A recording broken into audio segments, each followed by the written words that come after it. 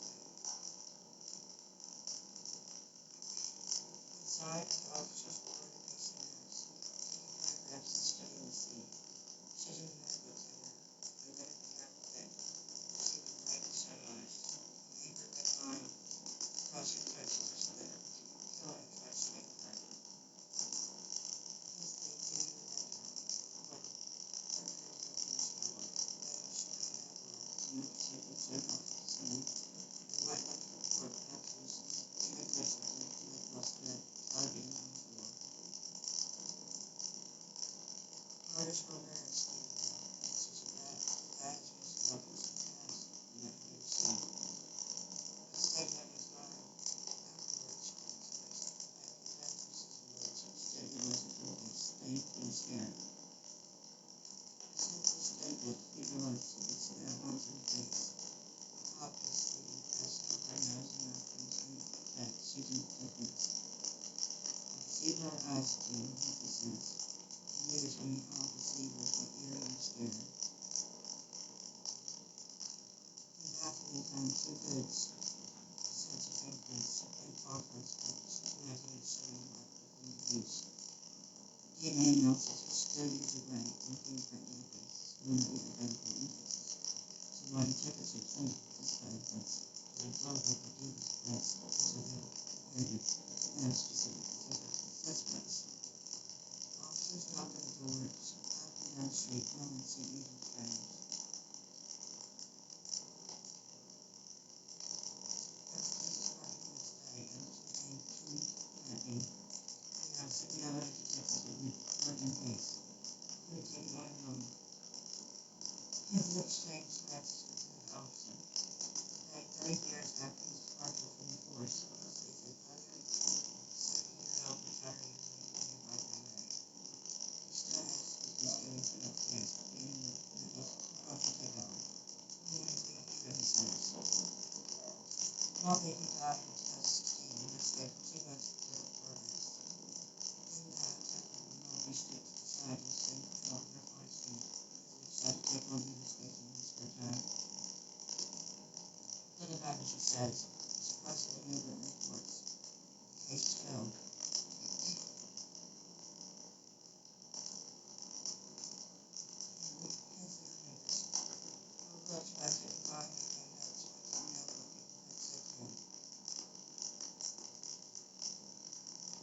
Start from scratch, coming to the podcast. Decisions were made to add the deep culture and body protecting. Speculation about the word. It was unclear whether she had been smothered, strangled, or drowned. The hit was solved that there were basically two possible scenarios. Susan being killed either by a stranger, despite all the unknown in Stephenville.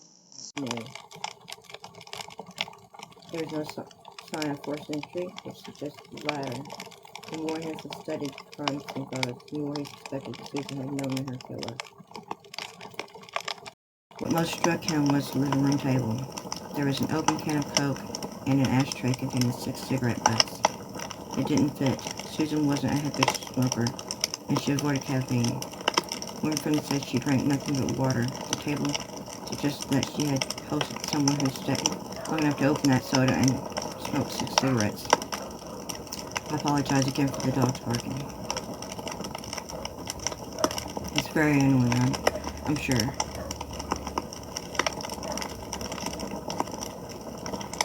Once Hensley began interviewing Susan's friends and family, he realized that there weren't too many people she would have invited into her home. Her social circle had shrunk over the years, a process that accelerated after her husband left. He had taken the car, an old yellow Mustang, and for months she had worked 6 days a week to save enough money to buy a replacement. She spent Sundays, her day off, mostly doing laundry and buying groceries. She had only a handful of girlfriends and no time for dating. But there was one thing, according to notes on case files. A friend from work named Deborah Hardy told a troubling call from Susan a few weeks before her death. She was real upset and she said, "Debbie, I have to talk to somebody." And I went down there and she was crying.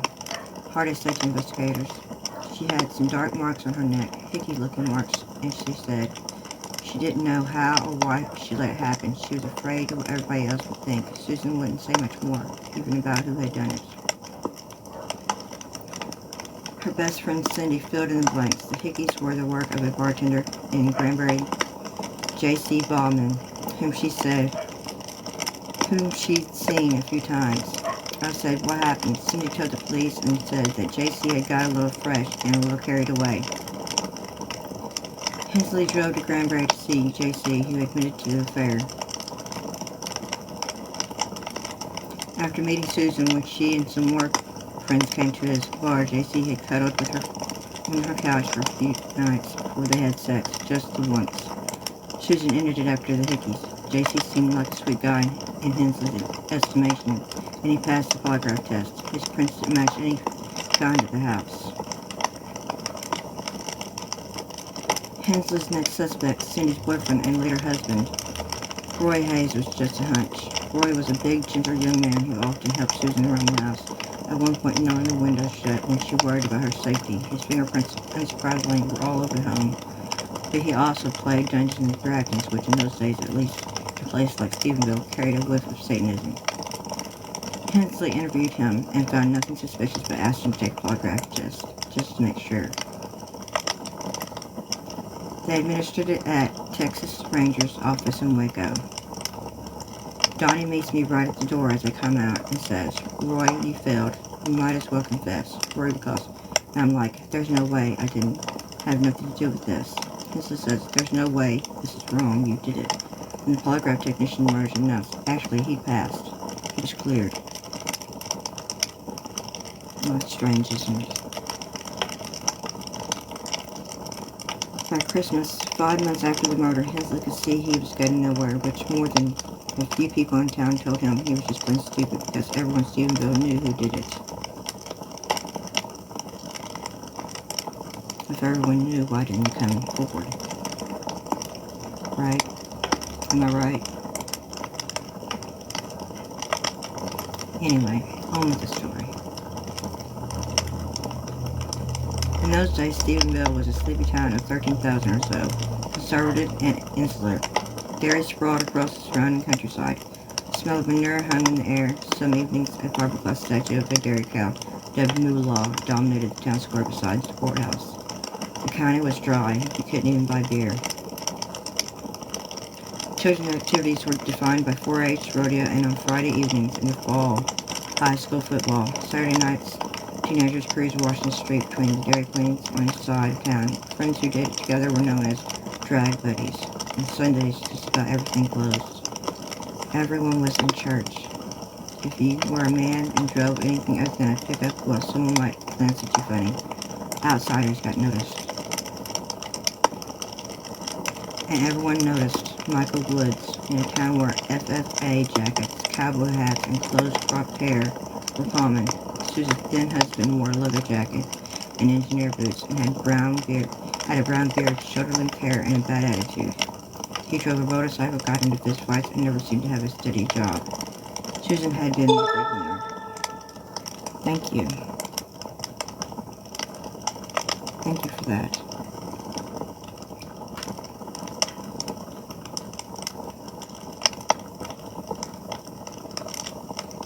I lost my place. Anyway, here we go. Susan had been the breadwinner. Michael called himself a musician. Cindy called him a bum.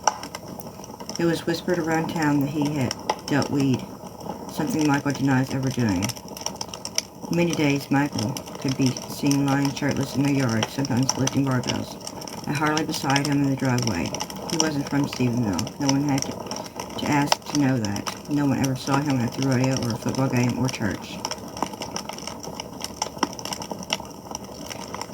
Michael was born in Indianapolis and in second grade moved to El Paso.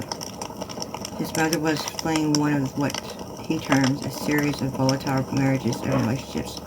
Michael later described his upbringing as erratic and abusive. Money was scarce, they moved often, and one of his mother's carousels boyfriends was usually in the mix. She was a low hellion, is how he puts it. She liked to party and have kids. He ended up with 7 siblings.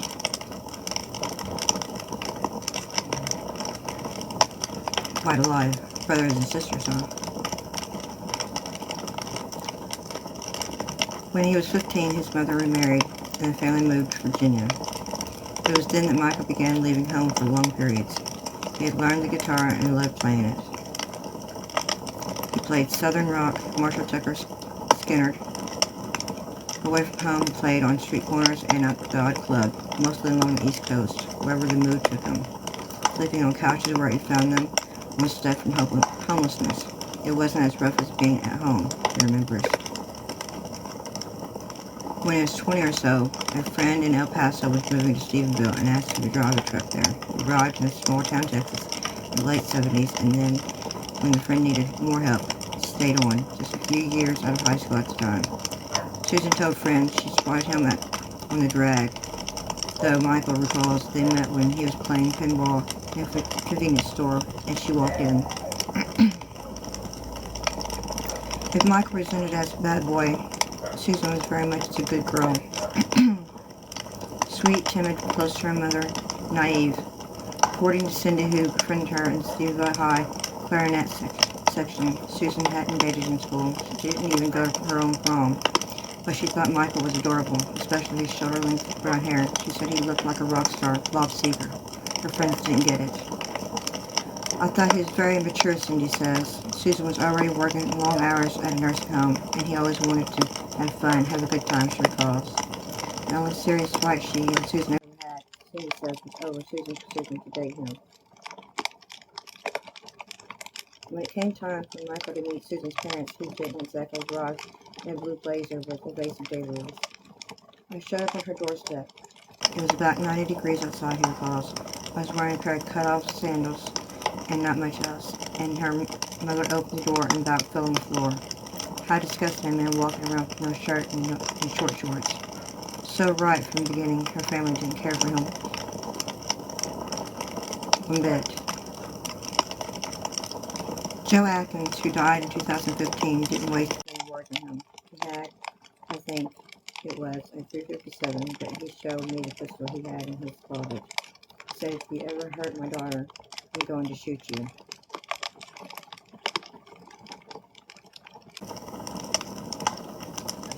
Michael never found steady work in Stephenville.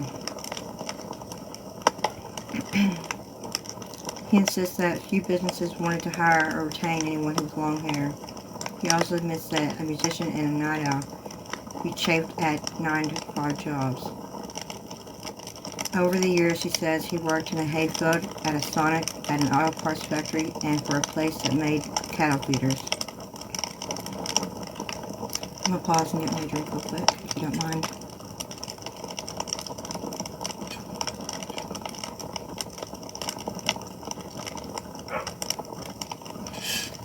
Again, I apologize about those dogs. But moving on with the story. I just did whatever I could until they got tired of me, or I got tired of them, he says. I had a bit of an attitude problem back then, because when people would try and say stuff like, hey, furface, get over here, I would not react well to that, and the Steve figured real well. In 1980, Michael persuaded Susan to return with him to El Paso, where an uncle had promised him a job. Soon after arriving, they got married. What she had said to me is, my parents are going to disown me if you know I'm living with men out of wedlock. So, can we get married? Michael recalls. And I said, well, okay, I can take the day off tomorrow. They walked into the Justice of the Peace alone and came out married minutes later. Back in Stephenville, Susan's parents were aghast. The job, meanwhile, didn't pan out, and before long, Michael and Susan had to begin pawning their things. In a letter to Cindy, Susan complained that she was subsisting on bacon bit sandwiches. Soon enough, they were back in Stephenville, but a pattern had been established. Michael detested the town and everything about it. Susan wanted to make him happy, but found it hard to be content elsewhere, at least once they moved to Indianapolis to be near Michael's brother. 2 or 3 times they'd get sewed in, get a place, get it fixed up by their appliances, called Susan's friend Gloria Martin. Mike would get itchy feet. We're going. She'd quit her job, move away, sell all her stuff, stay a month, starve to death, come back, and then start all over again.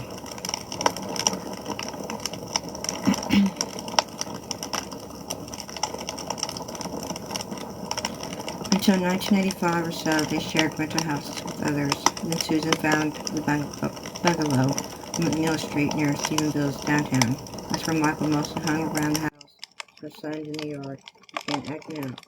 After a disagreement, a neighbor accused him of pouring sugar in her gas tank. He caught the eye of the police. Flames would sometimes stalk them for no reason. Friends rolled their eyes, wondering when his and Susan's relationship would end. Susan tried. Every day she would come home after her shift and make him dinner, often Cornish game hens. But it wasn't working. The last straw, at least from Michael's perspective, was when he told her about his desire to begin flipping houses. Susan, who had earned almost all of their money, wasn't keen to invest. Michael accused her of emasculating him. Finally, in the summer of 1986, a year before her death, he could take it no longer. He more or less gave her an ultimatum: Texas or me. Barbara Williams, a co-worker Susan's, told detectives she chose Texas. Michael went to Indianapolis, but after a series of talks and letters agreed to return that winter. For what both understood was their final shot of reconciliation, it didn't take. In February 1987, Michael departed for good, taking the car he left behind a cassette tape recording in which he excoriated Susan for destroying their marriage. Years later, Roy and Cindy still marvel at the ferocity of Michael's feelings. It was just 30 minutes of what a bitch she was, Roy says. How it was all her fault. Her parents were horrible, Cindy remembers saying. They never gave him a chance. Almost as bad, Michael had hidden handwritten notes with similar sentiments throughout the house, in cabinets and coat pockets. Susan was still finding them weeks later, but left her deeply shaken. Cindy's mother begged her to move into their spare bedroom, but she declined. Cindy slept on Susan's couch for a time. Roy nailed the window shut and lent her a pistol.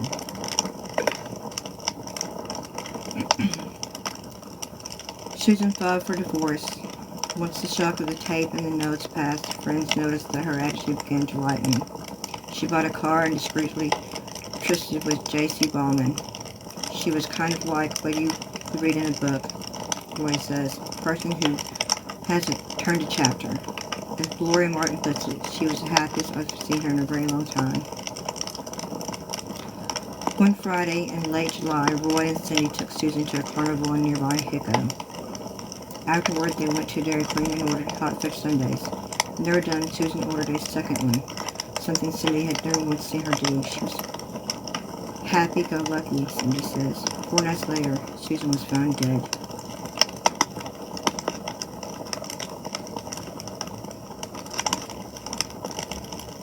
Susan's father, Joe Atkins, disappeared into Ken Maltby's office almost every day in those first weeks, arguing that Michael was behind his daughter's murder. It was hard to find anyone who disagreed.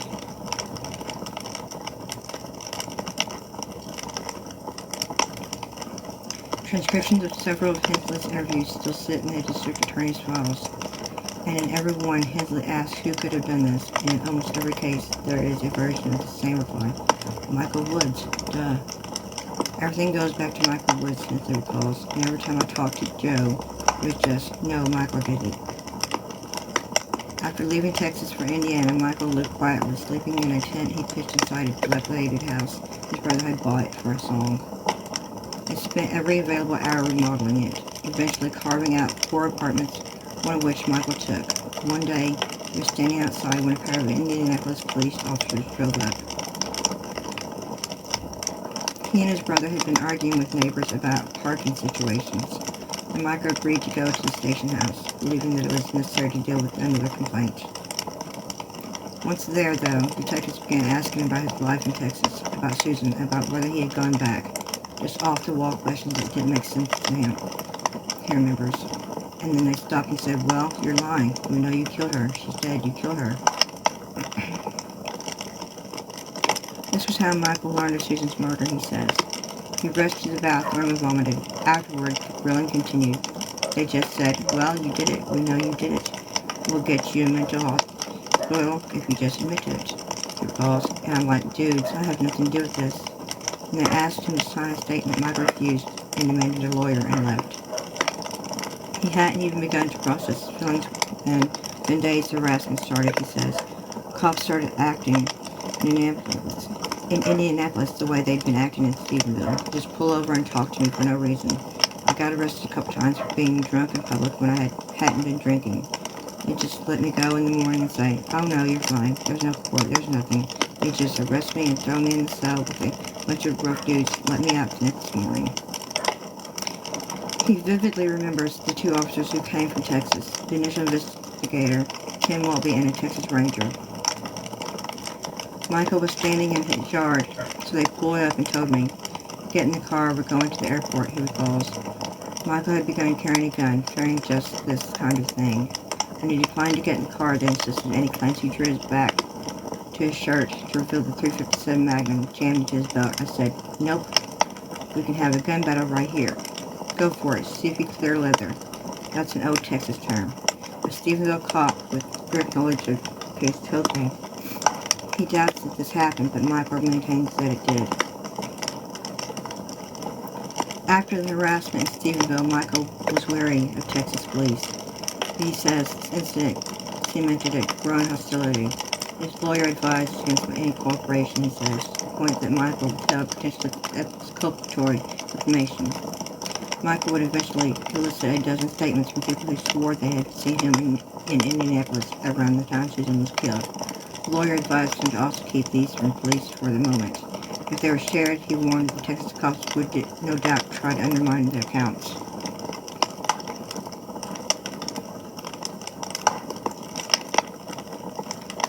What frustrated the Stephenville police most was their inability to secure Michael's fingerprints. Had the visiting Texans tried a gentler approach, they might have left with them. Court records confirmed that Michael would have no problem handing them over as long as it occurred in Indiana. I volunteered to give them blood samples, hair samples, fingerprints, he calls. They insisted it be done in Texas where the cops have full reign. I felt like if I went to Texas, I'd for sure get shot and police would claim it was an escape attempt. Hensley badly needed those prints. By this point, he had no other suspects. He was certain that Michael's prints would match those found beside Susan's body if only he could get them. In April 1988, 9 months after Susan's murder, Hensley found himself squatting inside an unmarked police surveillance van in Indianapolis, peering at Michael's house via a periscope that jutted out the top of the vehicle. One day he watched Michael, his brother, and his sister-in-law begin laying out items for what appeared to be a yard sale. Back in Stephenville, Susan's family was making a big deal of the fact that Michael had taken not only the couple's yellow Mustang, but also a fur coat and a series of crystal figurines that they felt belonged to Susan. Scrunched inside the van, Hensley spied some of the figurines, which gave him an idea. If they could arrest Michael for the theft of the figurines, they could get his fingerprints. Hensley had a search warrant drawn up. He then accompanied a crew of Indianapolis officers who descended on the house. They tore it apart and took everything I owned, Michael says, with the exceptions of my guitars, the clothes on my back. They took my cassette tapes, they took my underwear, they took my clothing, they took everything that was mine. Then they found, after their exhaustive search, the marijuana roach in my sister-in-law's purse. So they arrested me and my brother for that roach, put us in jail, let us out the next day, never went to court on it. No charges were pursued, but the rest got Hensley what he wanted, the prints. On the flight back to Texas, he sensed the noose closing around Michael's neck. He began drawing up an extradition request. He wasn't at all prepared for the news he got once he returned to Stephenville and for his prints. They didn't match, he says. Fucking didn't match. There had to be an explanation, but Hensley couldn't think of one. In his bones, he knew that Michael had done this. Everyone in Stephenville did, but there seemed no way to tie him to the crime. In desperation, Hensley attended an FBI profiler's place in Le Pas. Another attendee asked if he had considered the idea of autoeroticism. Maybe Susan had died during some kind of elaborate sex game. Hensley looked into it, but eventually dismissed the notion as far-fetched. When he mentioned this to a superior, he says, the officer suggested using the theory as an excuse to close the case. Hensley, who felt intense loyalty to Susan's family, says he exploded in anger. If another officer had stopped me in the hallway, I had killed the guy. Soon after, he was reassigned to patrol duty. A few years had passed since Susan's death, and the investigation was no longer being actively pursued. This thing haunted me for years, says Hensley, who, after resigning from the Stephenville force in '93, went on to work for an arm of the United Nations. At one point, helped investigate atrocities after the war in Kosovo. Kosovo didn't haunt me. Susan did. I mean, I'm sorry, but every time I talk to Joe Atkins, my heart broke, and I'm a tough old cop. I mean, I thought I was.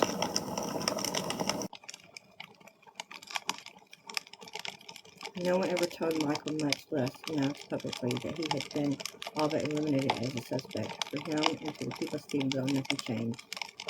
Joe Atkins kept on as he had before, telling anyone who would listen that Michael was getting away with murder. Cindy and Roy felt the same way. It was just an article of faith. For years, Michael Woods was a murderer, and the police department had somehow let him go. Eventually, the Atkinsons took things into their own hands. Susan had a life insurance policy, and Michael was due a death benefit of $11,000 or so. In 1989, 2 years after Susan's death, the family sued, claiming that Michael was responsible. He refused to return for the trial. The judge not only awarded the family the $11,000, but he hit Michael with an additional judgment of a mind-boggling $700,000. Michael was told that as long as he stayed out of Texas, it could never be collected. In Indianapolis, Michael sank into a funk. It wasn't just his paranoia almost every morning that this would be the day Texas police finally came for him. Fact is, he had never taken the prospect of divorce seriously. He still loved Susan. He felt certain she had still loved him. She'd probably date a couple cotton boys. I remember why she loves me, he thinks. He recalls thinking, so I thought we were going to get back together. At first, he tried to move on. He installed home burglar alarms and took a course at technical colleges. But his heart wasn't in it. Slowly, he realized nothing would ever be the same. What he wanted most was to be a magician. But his lawyer warned that if he traveled outside Indiana, his risk of arrest multiplied. Instead, he and his brother limited themselves to local gigs, mostly small clubs and private parties. Billed as the Hamilton Brothers, named for the birth father, they split $35 they made for each gig. The money never went far. It only got worse when the Indianapolis paper ran an article about the case. After that, Michael says, I had people come to the stage and say, aren't you that guy that killed his wife? Kind of puts a damper on the rest of your evening when they do that. Over time, his funk deepened into depression. I was going to a therapist. I was on antidepressants, he says. He turned to recreational drugs, which didn't help. I was taking anything anybody offered me as a gig, and I mean anything. Get me out of this world. I trained like a fish, nothing seemed to cheer me up, or if it did, it wasn't for long. I was too far gone for therapy to be much good for me. They said that I had an identity crisis and needed to learn how to be without my wife, which at that time, I wasn't me without her, because I always figured we'll get back together. He prepared relentlessly for life in prison he expected. I'm a small guy, he says, so I started working out like a madman. Years went by. Never got much better. Susan's birthday was in April, and every spring Michael's mood darkened, growing worse as summer dawned. Then peaking around the anniversary of her death in July, he worked construction and trained himself to be a carpenter. He dated some, but never found anyone he adored as much as he had Susan. By 2000 or so, he felt everything slipping. Music was the thing he'd always loved most. He stopped practicing as much. He stopped writing songs. At his lowest point, Michael says he attempted suicide. I took a whole bottle of tranquilizers and figured I'll just go to sleep and not wake up. But what I did was I slept for 3 days and I woke up and I was so depressed. Finally, in the summer of 2005, came a turning point. He was performing alongside his brother at a birthday party. The 18th anniversary of Susan's death was imminent. I got finished playing, he recalls, and I left the stage and I went around behind the house and I broke down and was crying. The host and acquaintance of his named Barbara Gray followed and asked why. He told her about the murder, explained that it remains unsolved, and said everyone in Steveville blamed him for it. Gary thought this was terrible. She decided to try and help. Soon after, she sent an email to Steveville Police Department.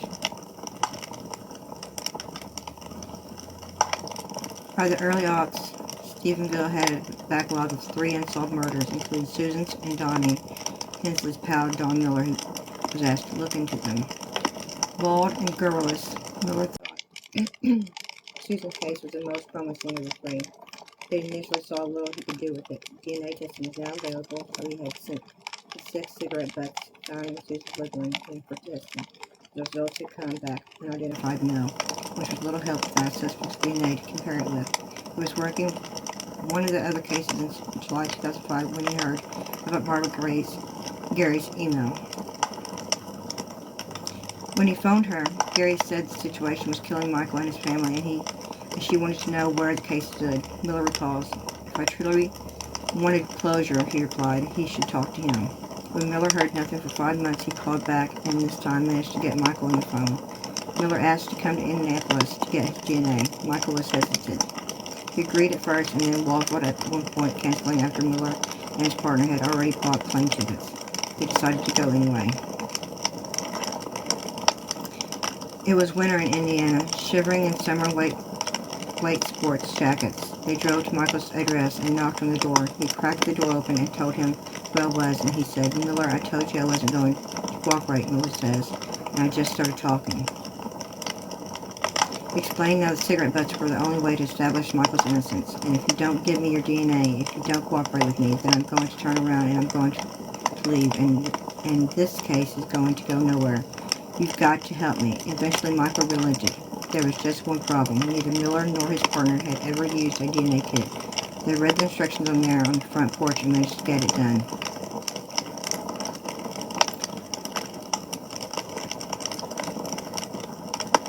Unlike Hensley and everyone else he talked to Stephenville,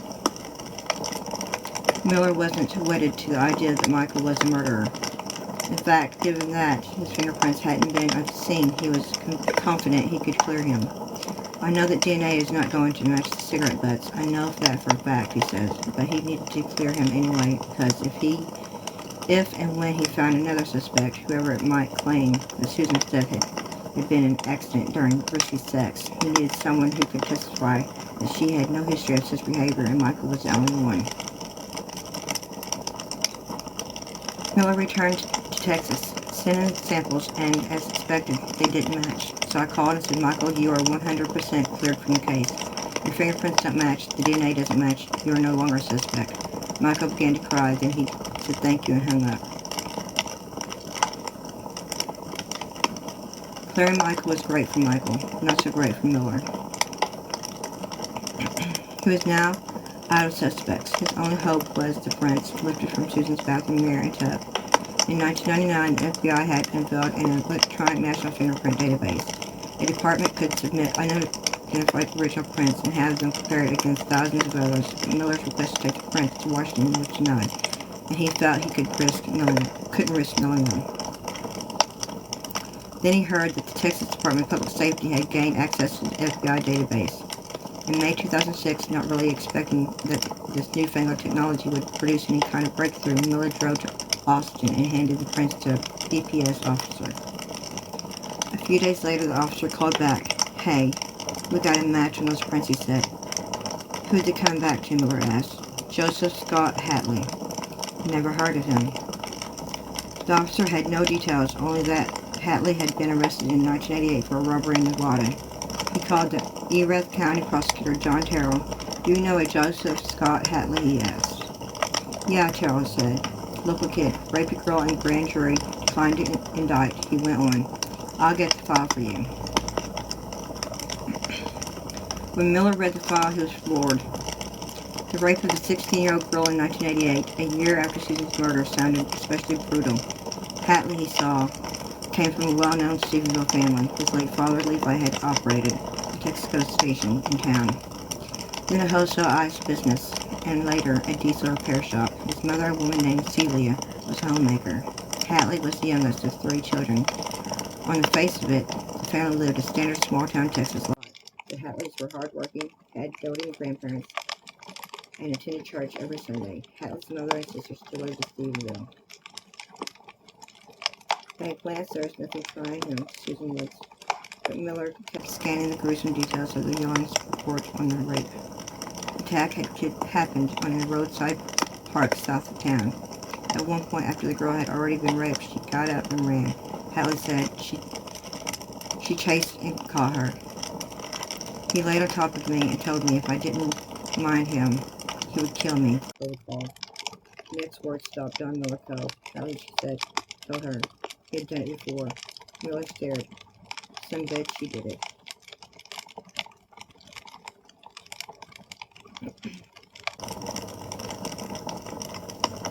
I'm going to pause for a minute and get me a drink if you don't mind.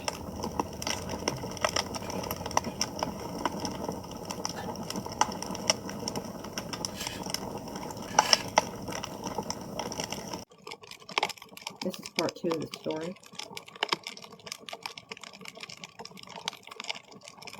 15 years later, on December 9th, 2021, Hatley was found dead in an RV where he had been living alone outside Abilene. He was 56 and had been diagnosed with cancer. Not long after Miller, who had just retired, took an odd call from a Stephenville police officer. A man who purchased the RV had found a cache of papers inside. The man, the officer said, was freaking out and wanted to be rid of it all. Once he received the cache, Miller saw that much of it was kind of autobiography, nearly 200 pages, handwritten in neat block letters. It appeared to be Hatley's earnest attempt to solve the mystery of his life, to understand why it had veered so widely off course. He paints his portrait of a small-town Texas boy who built a secret life inside the bosom of family and church. It tells how everything came apart once he ventured beyond Stephenville. It also answered a vexing question: how had Hatley gotten away with not just one vicious crime, but 2? Scott Hatley, Scotty to close friends and family, was born in 1965. He makes clear that from an early age he was consumed by a burning anger he couldn't fully explain. He claims that his mother was abusive and regularly slapped him, accusations that she would deny. In Hatley's telling, the abuse enraged him, though he kept it inside. Bullying may have played a role.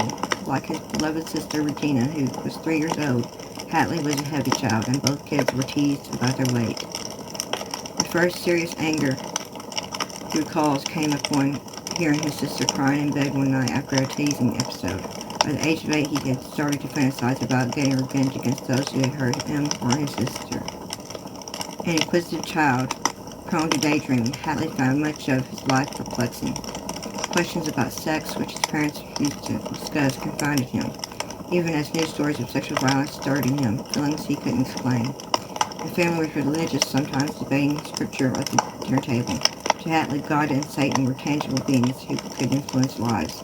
He recalls sitting in the front pew in church, straining for understanding that never came. At around 12, when his favorite choir leader was fired, he quit the church in disgust. What may have seemed like a healthy and happy upbringing from the outside, he writes, was in fact plagued by confusion and violent musings. At one point, his anger crystallized into what he says became his favorite daydream, an intricate plot years before mass shootings became national scourge, to barge into a school and kill everyone in sight.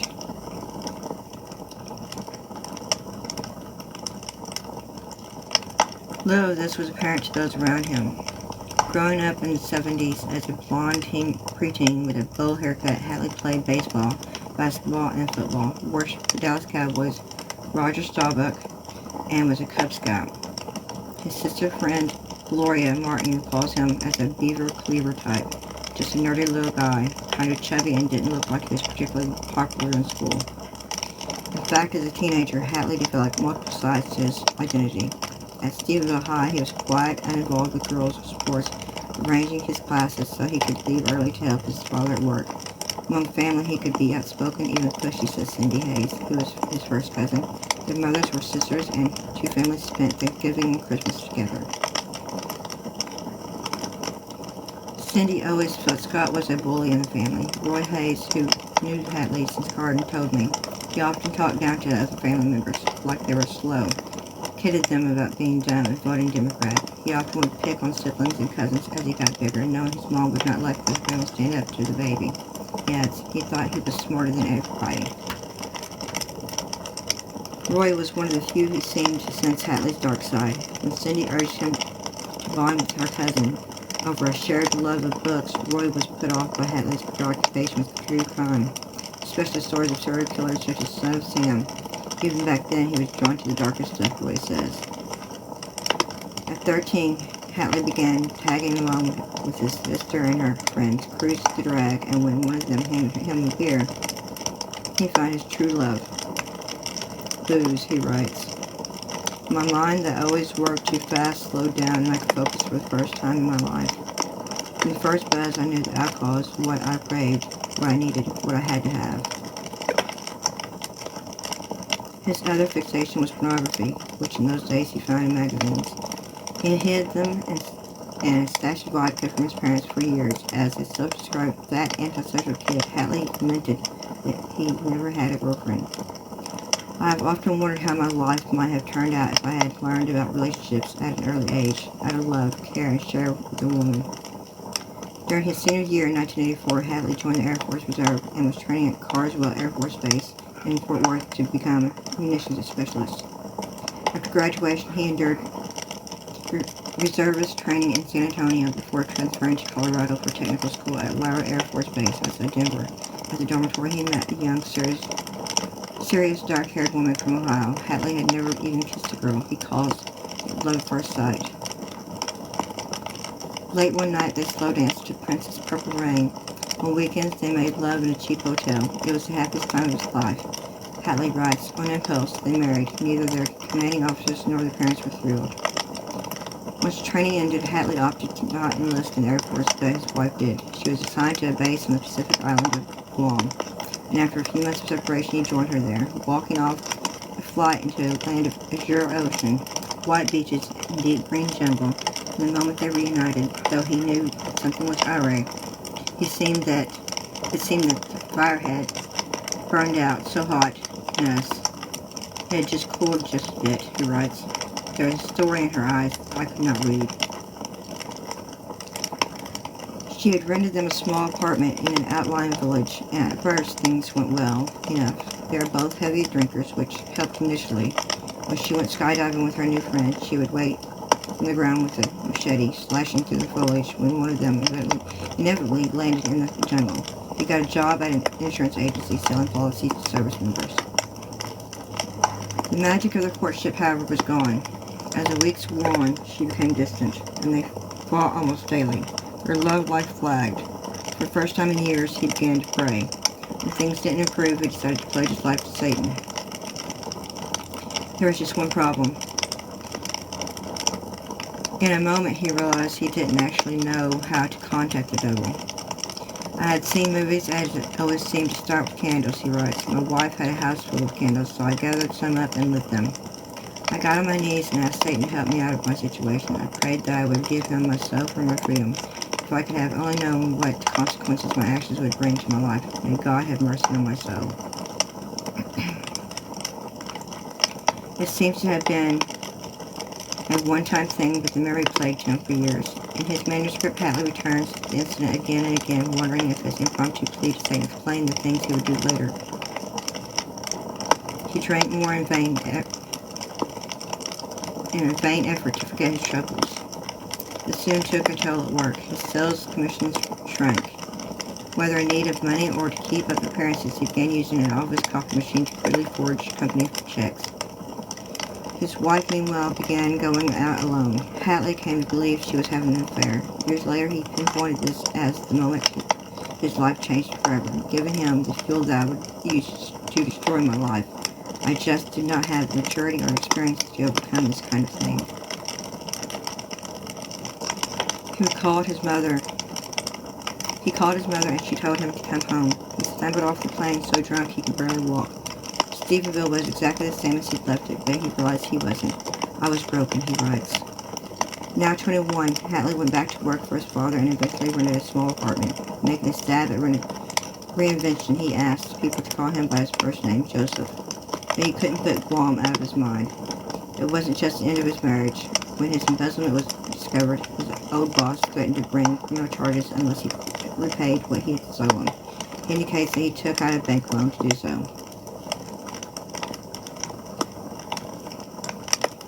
When he wasn't at work, he drank, usually vodka sometimes, starting after breakfast. He knew he'd lost control but didn't care. When he suffered blackouts, he was relieved to depart reality. After he got a cold and took cough syrup, he liked it so much he began mixing it with vodka. V-syrup, he called it. It became his daily tonic. In time, he added a can of Pepsi, mixing it in a 44-ounce foam cup with from Sonic, which he would sip during long drives in the brown pickup his parents bought him after graduation.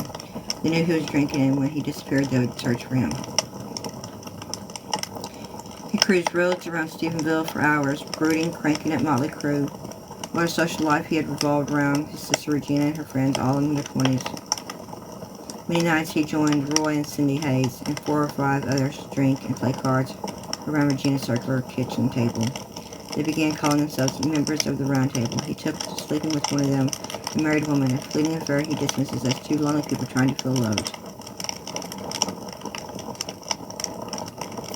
At the kitchen table, Hatley talked openly about his impending divorce. The others worried about him, but not too much. I could tell the drinking was getting more and more, Cindy says. He was getting heavier every time we saw him. Then on a fateful night in July 1987, a new face appeared at the round table, Cindy's best friend Susan Woods. Though she was 8 years older than him, Hatley had known Susan and Michael for years. The first marijuana he ever bought, he said he bought from Michael, a claim Michael denies. That night in his sister's kitchen, Hatley writes, he was drunk and thought Susan was flirting with him. He remembers flirting back, and that at a single evening, a single interaction, a single moment was all it took. The following Sunday night, after another drunken drive, he decided to swing by Susan's house unannounced. You must understand that I did not set out that night to hurt anyone, Hatley writes. She welcomed him in his telling they listened to records and had a few joints. In fact, there were cigarettes. At some point, he writes, I overstepped my bounds and Susan slapped me. What happened next, Hatley says, was a blur. By the time I came out of the fog, I had brutalized her, he writes. At first she said she was going to tell what I had done to her. She then said she would not tell anyone if I just let her go. I found it interesting that she thought any of that mattered. I asked her if she believed in God. She said she did. I told her then, you need to pray. All of these years later, I still do not know why I said that. I honestly do not know if I was mocking God or if I still had a little humanity left in me. All I know with certainty is the last moments of Susan's life were spent in prayer. That night I took the life of a kind, sweet, loving woman who never did anything to me but show me kindness. My God had become a monster. Afterwards, he drove home. The police station was on his way. He paused at the adjacent stop sign and considered pulling into the station. He said he drove on. 4 days later, news of the murder appeared in the Fort Worth Star-Telegram. I wish with all my heart that I could tell you that I mourned for what I had done, but that would be a lie, he writes. Reading about it in the paper was a high like I had never had before. He went to the funeral, signed the guest book, noticed loitering police officers, and thought nothing. When his group gathered in his sister's kitchen for the first time, a long series of boozy nights debating who might have killed Susan, Hatley was enthusiastic to participate. He was drinking heavily and making jokes, Roy says. He called the cops the Keystone Cops. If you wanted to find a cop, you needed to go to the donut shop. Maybe the murder would wander in there.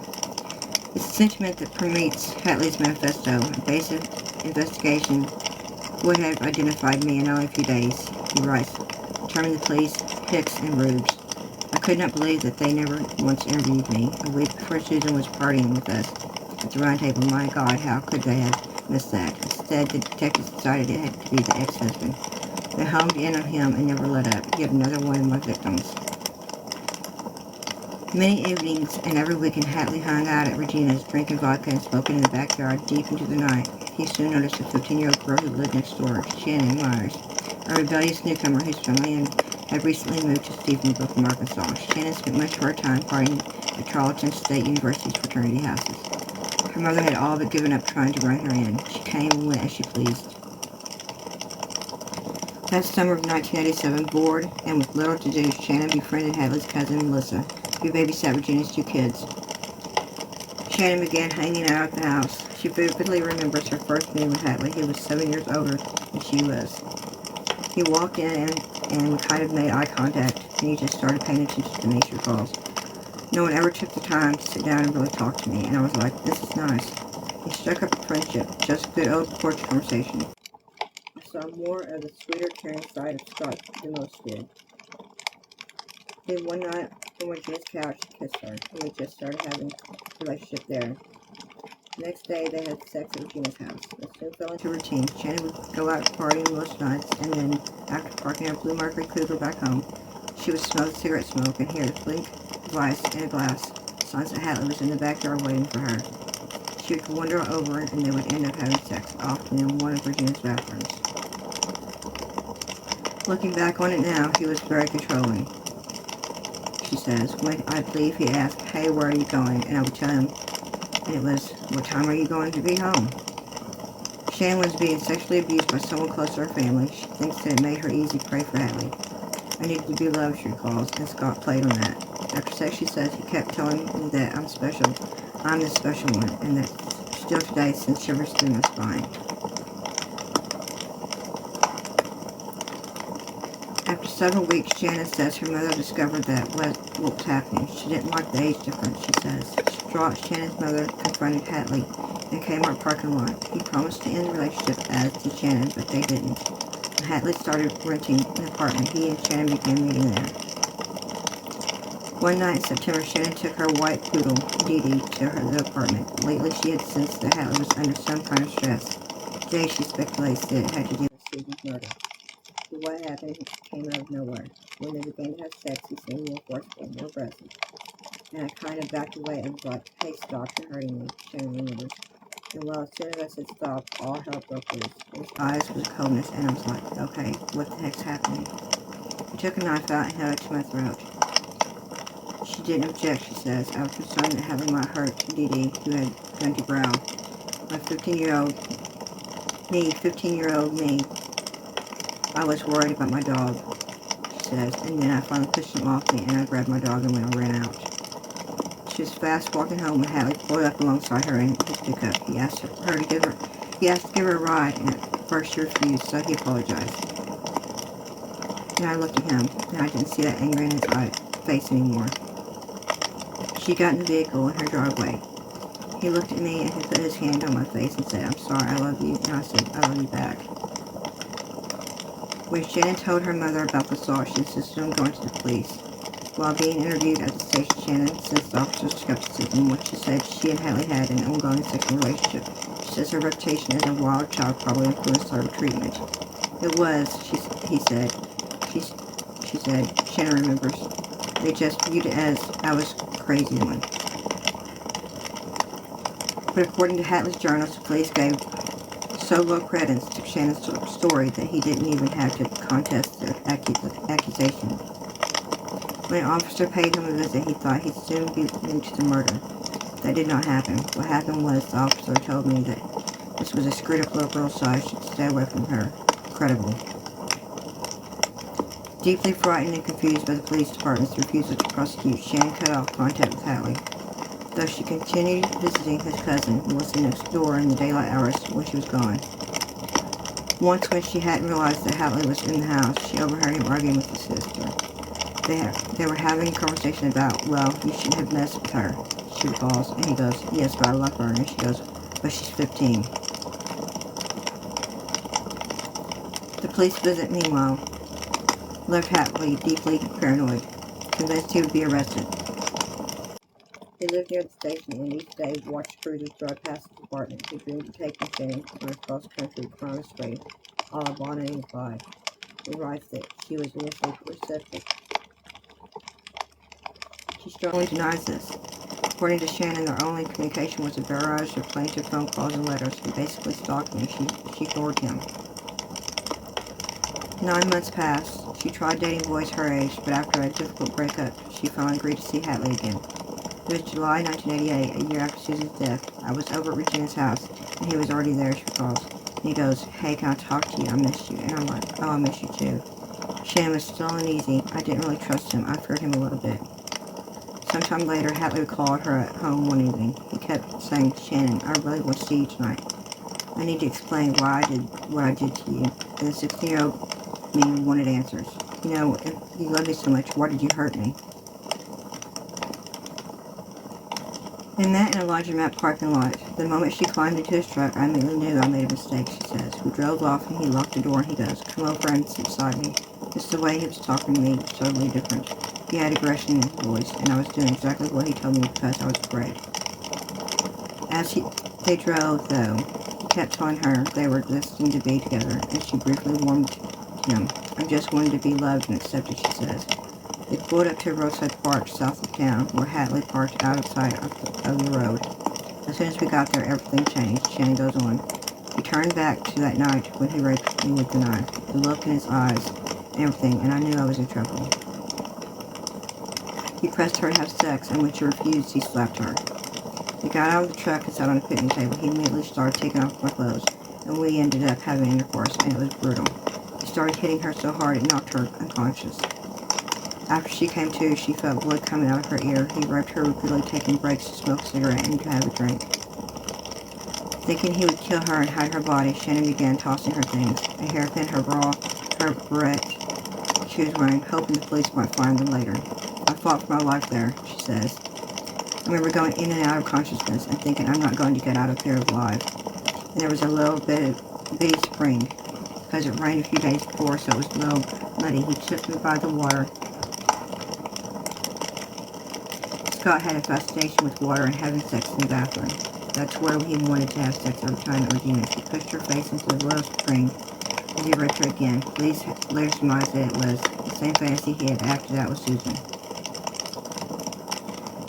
It went on like this for 6 hours. I knew I had to turn the tables on him in order to survive, she says. I knew I had to convince him that I loved him. Eventually they got back into the cab of the truck and Shannon sat as far away from him as she could. And he goes, "No, I want you over here by me." And that was probably one of the scariest minutes of my life. Do I breathe? Do I don't breathe?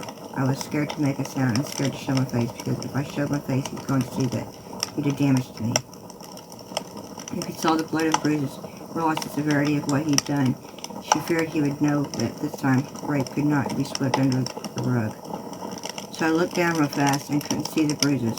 And he couldn't see the bruises. He couldn't see the swelling. And he was pressing the side of my face. He goes, "Are you okay?" I'm like, "I'm okay." I said, "I just want to start my life with you." And he goes, "I'm sorry for what I did." And I said, "It's okay, I love you. I just need to listen to you."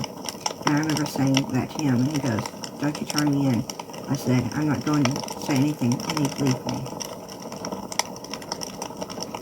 He reached under the dashboard and turned on the ignition. He drove her to the laundromat parking lot and left her just before the sun rose. "I've never ran so fast in my life," Shannon says. When she got home, she fell into her stepfather's arms and he hugged her. "Mom." They rushed her to the hospital. This time her account was taken seriously. Nurses administered a rape kit. Awkwardly, it wasn't clear if any of them had done it before because the attack had occurred outside city limits. The investigation fell to the Erath County Sheriff's Office, whose deputies soon arrived at the hospital to interview her. Badly bruised and bloody, but still alive, Shannon Myers told them everything.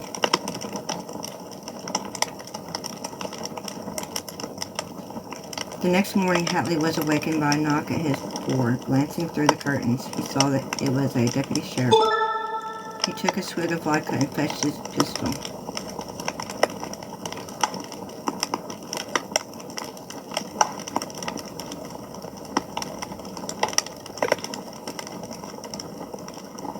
He prepared to shoot the deputy as soon as he entered the apartment, but the officer left when no one came to the door. Hatley assumed that the authorities would soon return in force.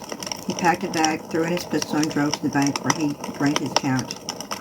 Then he headed west, no clue where he was going. That night he drank beer in El Paso motel, staring out at Mexico. Next day he went farther west, thinking he might see the ocean in California, but when he spied billboards for Las Vegas, he steered there instead. He had no plan. Days he drank and wandered, nights at a motel on Fremont Street. He drank more and pondered suicide. More than once he put the gun into his mouth. Running low on money, he walked into a strip mall shoe store, tried on a pair of shoes, and pointed his gun at the saleswoman. He tried out with a $120 pair of shoes and a powerful adrenaline rush. After that, he tried to rob a hotel clerk, but the man barely understood English and started shoveling him a handful of coins.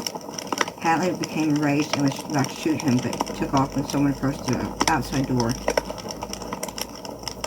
The next day, while scouting new targets, he noticed a motorcycle policeman behind him. A moment later, 3 patrol cars appeared. He drew his gun into his lap. A helicopter hovered into view. When the patrol cars hit the lights, he heard a voice on a loudspeaker telling him to pull over. He eased into Denny's parking lot. For a moment, he considered starting a gunfight. Instead, he crawled out and lay on the pavement and was arrested. Thrown into a holding tank, Hatley waited for the Stephenville police to arrive and haul him back to Texas to transfer for the rape and no doubt the murder. They never came. In a Las Vegas courtroom, Hatley was convicted of 2 counts of armed robbery and faced a 30-year sentence for each. Instead of a judge noting his age, sentenced Hatley to 120 days in a youth offender program. After he started that brief stint, his parents drove him home. By the time he arrived back in Stephenville, it was becoming clear that his escape west had been a misjudgment. It turned out there was no reason to have fled. A grand jury had already fined and indicted him for rape. His parents had fought it in his absence. His mother went to the church and got all the members of the congregation to sign up about what a great boy he was. Roy recalls. According to John Miller, the Hatley hired a private investigator who did a hatchet job on Shannon. Miller said that at the time, if you could prove the victim was promiscuous, the charge would likely be dismissed. Hatley was clean-cut, Miller says. He was a Stephenville kid, one of us, you know, Shannon. Well, she did not enjoy the reputation. Shannon thought Hatley would be jailed for years in Nevada, so she was stunned when she spotted him back in town. She told police who hadn't known either. She assured herself that the sheriff's rape investigation would put him away. Then came the official letter in the mail. I was reading it, she says, and I'm like, what does this mean, not indicting him? What does this mean, lack of evidence? She went over to her neighbors who helped her make sense of it, and she's trying to find the words, and she goes, they should have indicted him. I was confused. I was hurt. I felt like I was raped all over again. Several of those involved in the Stephenville law enforcement community now acknowledge the egregious injustice. There are multiple failings. It's easy to criticize the Stephenville police for focusing so much on their energies on investigating Michael Woods and for casually ignoring Shannon's first rape allegation. Another serious criticism could be directed against the Routh County Sheriff's Office, which failed to pass on to police what Shannon told them to Hatley's admission to a previous murder. Hindsight, heck yeah, we should have known about Hatley, Miller says.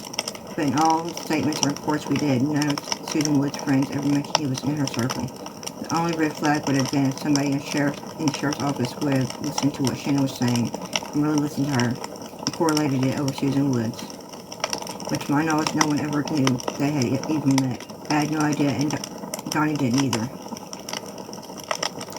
As for Shannon, she never understood what happened inside the grand jury. Those deliberations were secret. But afterwards, she noticed that Hatley seemed to turn up in places she was visiting.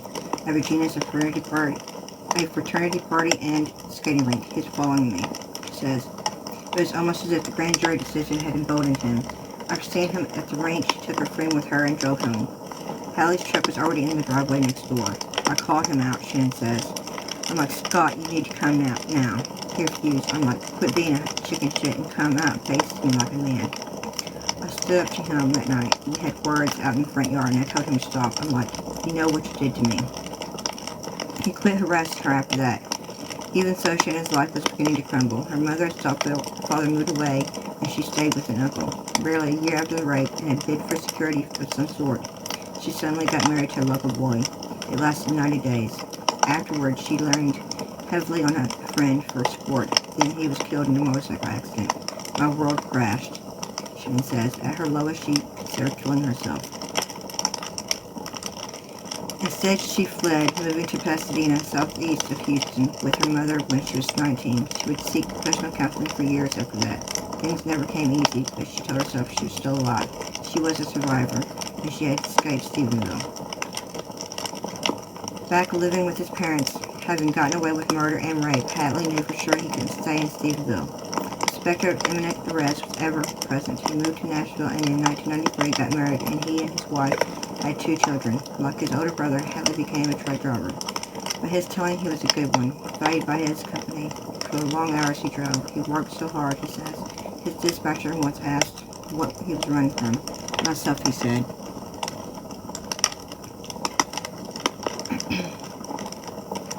Alone out on the road, Hatley writes, I honed my skill at picking up broken women, mostly in roadside bars. If I violated the law doing so, there is no record of it. He took pills to stay awake on the road and ended up rear-ending another truck in Dallas, which led to his dismissal. He then took a job in Nashville grocery warehouse. It paid well, but his past remained a torment. He was never able to get the murder out of his mind. He drank every night and at all hours on weekends. His daughter was injured in a car accident and required extended bouts of physical therapy. His wife was diagnosed with multiple sclerosis. When a tornado damaged their apartment complex and moved into a duplex, I wanted to see it destroyed when a drunk driver plowed through it. He began to believe that it was all God's punishment for what he had done. Years passed, 5, then 10. His life calmed. In the late 90s, Hatley's company proposed promoting him to help run a warehouse in Round Rock. Turning to Texas felt like a serious risk. Deep down, I knew it was a mistake, but in the end, my ego and my greed won my emotional battle, he writes. He found a nice poolside apartment, but Hatley's drinking was destroying the marriage. He and his wife fought, sometimes violently. She later alleged that he beat her. His schedule didn't help. He worked nights and slept most days, which was what he was doing on one morning in 2006, when after 19 long years, they finally came for him. It was June 6th. As they drove from Stephenville to Round Rock that day, Don Miller turned to his partner and said, "Make no mistake, the day is 6/6/06, and we're about to meet the devil himself." A few months earlier, after reading the file on Shannon's rape, Miller had tracked down Hatley in Round Rock. He asked police there to bring him in for questioning. The man who appeared voluntarily in a police interrogation room next day was a 40-year-old warehouse supervisor, nearly 300 pounds, with closed, cropped dark hair and a matching mustache. When Miller told Hatley why they'd come, he seemed blasé, almost bored. He comes in and tries to act calm, cool, uncollected, nonchalant, which to me is a big red flag, Miller says. Innocent people tend to repeatedly deny false allegations. That's not what he did. He just said, "I didn't have anything to do with it. Maybe I might have had sex with her. I don't remember. I don't think so." Miller wasn't seeking a confession and didn't need one. The physical evidence was enough for an arrest, and Hatley agreed to provide it to DNA. When it matched the material found at the scene, as Miller was confident it would, the conviction would likely follow. So he didn't push. When he asked why Hatley's fingerprints had been found at Susan's, the man shrugged, insisting that members of the round table spent many evenings there. At one point, a Round Rock officer took Miller aside and told him to keep talking. Hatley's wife was considering charges of her own. The next day, Round Rock police re-interviewed him, just as Miller had anticipated.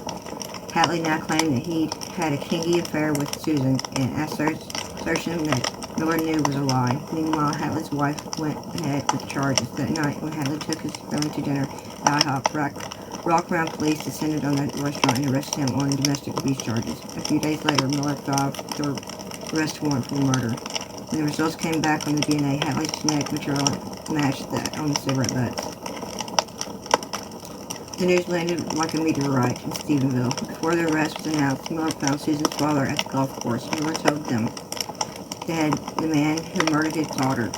Joe Atkins refused to believe that it could have been anyone but Michael Woods. It was the same everywhere. Nobody believed me, Miller remembers.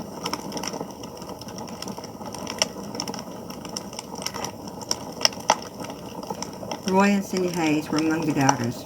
Almost 20 years after Susan's death, Roy was still irked at his treatment by police. Rumors of his involvement had cost him the career in law enforcement he planned, and at least one other job, he says. He thought Cindy's cousin Scott was now being wronged in the same way. Not until Miller personally explained the evidence did Roy and Cindy come around. This caused a rift with the Hatley family. Roy remembers Hatley's mother telling them, "We need to circle their wagons. It is our family against the cops." According to Cindy, it tore our family completely apart.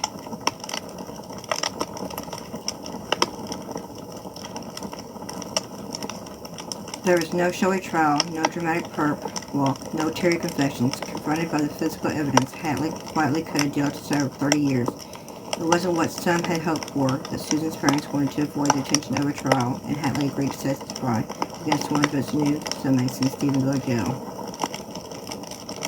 He was sent to Huntsville, where in time he claimed to have rediscovered religion, wrote his manifesto, and in 2017 was diagnosed with bladder cancer that soon went into remission. Released the following year on good behavior, having served just 11 years, he entered a halfway house in Midland, found a job repairing old oil field trucks, and after being laid off at the outset of the coronavirus pandemic, moved to an RV park outside Abilene to be near one of his daughters, Amanda. He was sober, and things went well for a time, but it didn't last. "I don't know what happened, but I'm pretty sure he started drinking again," Amanda says. "He distanced himself from us. He didn't come around for months at a time. he just popped up at the door. I told him he needed to call, and we had a big fight. On Halloween 2021, Hadley told her his cancer had returned and spread to his spine. 6 weeks later, his landlord found him dead on the floor of his trailer. He was 56. Hadley had never admitted to Amanda what he had done in Stephenville. She learned the details only after she read his manuscript. All those things he did, the rape, the violence, he did those same things to my mom, so it didn't surprise me. She pauses to regain her composure. I don't know what to tell you. My dad was just a really bad guy.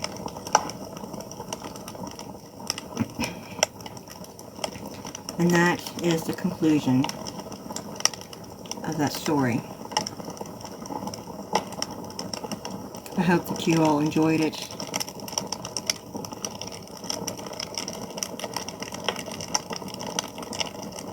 As I am finished with the story, I hope that you were able to relax and take your mind off of things. Maybe you were able to calm your own mind by not worrying about things in your own life and focusing on that story.